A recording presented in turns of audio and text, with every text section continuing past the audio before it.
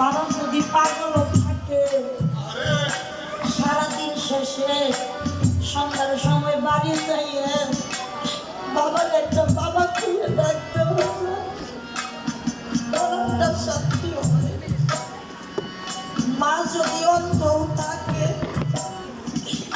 বাড়ি যাইয়া বাড়ি একটা মা খুলে ডাকতে হবে।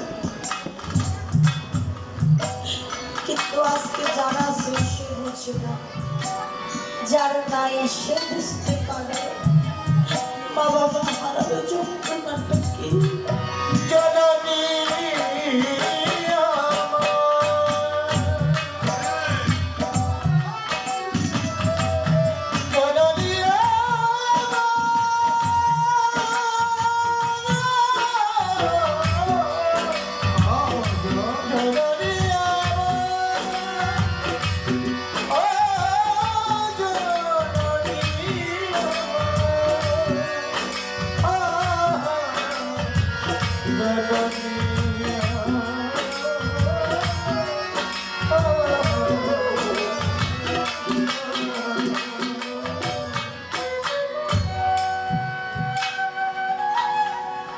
আজকে যার ঘরে আছে সে বুঝে না, যার ঘর থেকে হারিয়ে গেছে সে বুঝে।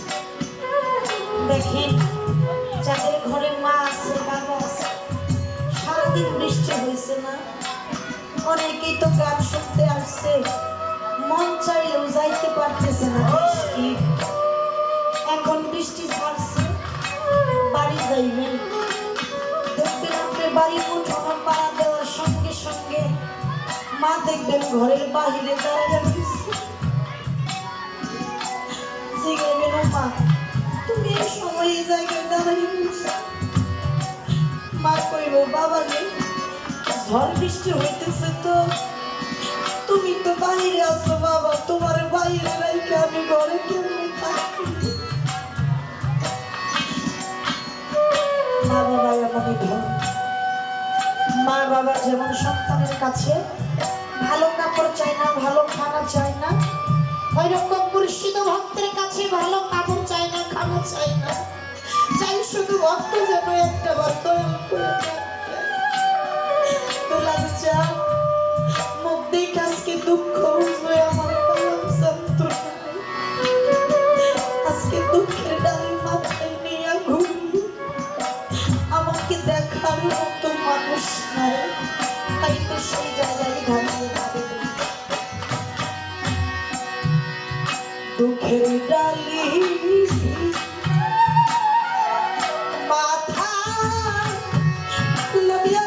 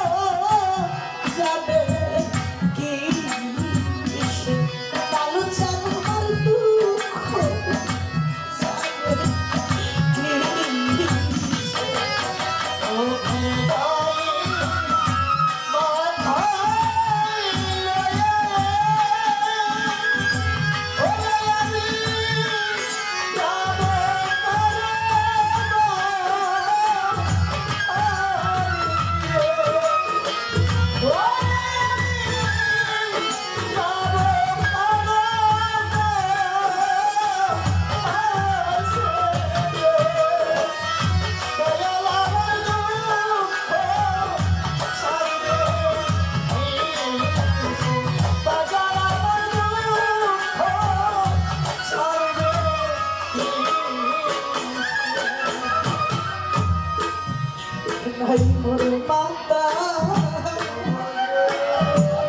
নাই মোর পিতা রে বুরহান করতি নাই কাজুরা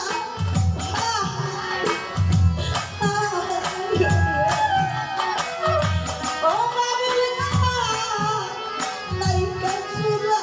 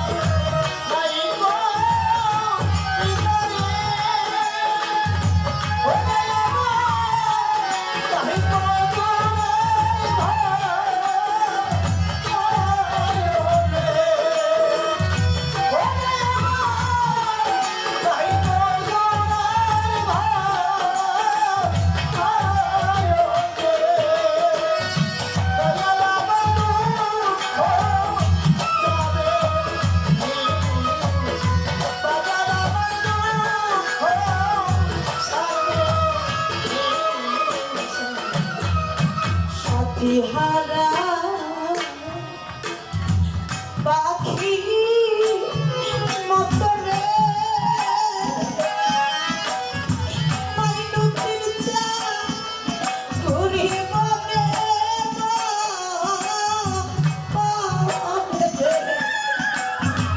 তালু ভাকি ঘুরি মনে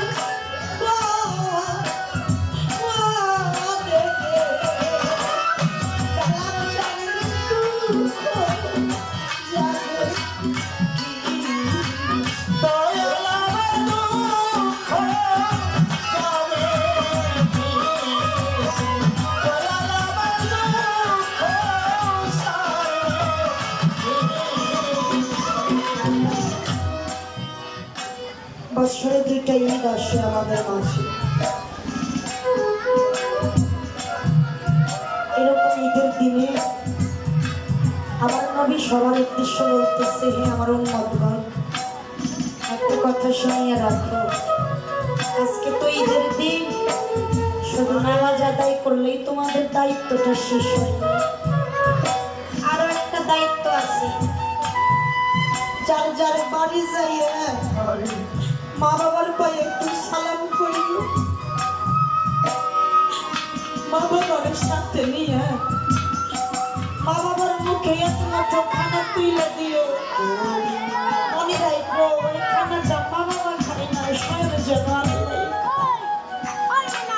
কথাটা বলে যখন বের হয়ে যাচ্ছে, এমন একটা সময় ছোট্ট একটা বাচ্চা অঝরে কাঁদতেছে। আমার হুজুর তার সামনে যাইয়া জিজ্ঞেস করতেছে, আজকে না ঈদের দিন, তাহলে তুমি এই আনন্দের দিনে এরকম করে কেন কান্না করতেছো? ছোট বাচ্চাটা বলে, হুজুর একটু আগে আপনি বলছেন মা বাবার পায়ে সালাম করতে হবে। হুজুর, যারা ঘরে বাবা নাই, নবী কয় কেন মায়ের পায়ে সালাম করবে? ছোট বাচ্চাটা বলে, হুজুর যার ঘরে মাও নাই সে কি করবে? আমার হুজুর কয়, এই ধরনের কথা কেন বলো?